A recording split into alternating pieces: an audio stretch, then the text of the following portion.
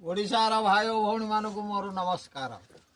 आगरू धान कटाकटी वर्षा उठाऊँगी बोली मु भिडियो न छाड़ी मत बड़ दुख लगुच। तेणु आपण मैंने मो पर रागी थे जदि मत क्षमा करेंगे। देखु आज मो हांडीशाल ये भात हांडी फुटुची बिल को जाइली हला बांधिक आसली ये भात हांडी फुटुची ये मांस तरकारी होउची। देखु गोटा आलू आ मांस तरकारी आज आपण मानक देखौची। देखु गोटा आलू झोल आ मांस ये गोटा आलू बन तरकारी करछि देखिबे कि भली होउची।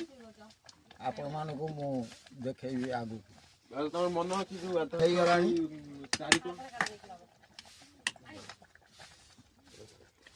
भात हेई गलानी गाली भी तरकारी भी आसी हवा हवा हेलानी हेई गलानी आसिकरी